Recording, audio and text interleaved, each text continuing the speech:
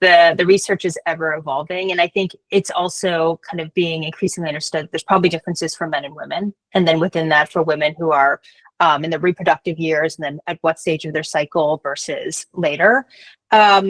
I'll start with something that I think everyone would agree on. And this is not exactly fasting, but similar, which is that not eating several hours before bed improves sleep quality and improves blood sugar control. So I think no one would debate that. That doesn't mean that you should go to bed starving, that because that will interrupt sleep. But to eat a healthy, balanced meal and then have a few hours before going to bed will really do a world of good for your blood sugar. In terms of intermittent fasting, which is to say, let's say fasts of 12 to 16 hours, I think that I would say about 2 years ago, there was a lot of excitement about that. And the excitement seems to be waning. It seems like it is certainly helpful for some people where their physiology responds really well to it. And it really helps them to have this time period when they don't have carbs and sugar or just food in general coming in.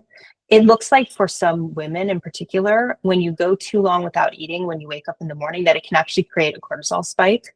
And it's not fully understood why this is the case, but the thought is that there's something around the physiology of stress for women's bodies, and I'm sure in some men's bodies too, but this has been mostly observed in female physiology, that that kind of prolonged fast can actually create a stress that results in a cortisol spike, which is not seen as beneficial.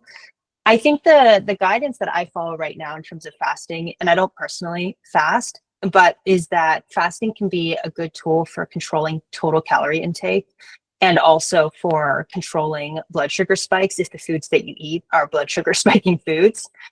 So I guess my current take on it is, and we could do a whole nother session on it. My current take on it is I think if it works for your body, if it feels natural to you, and if you do it in moderation, it's a tool in the toolbox.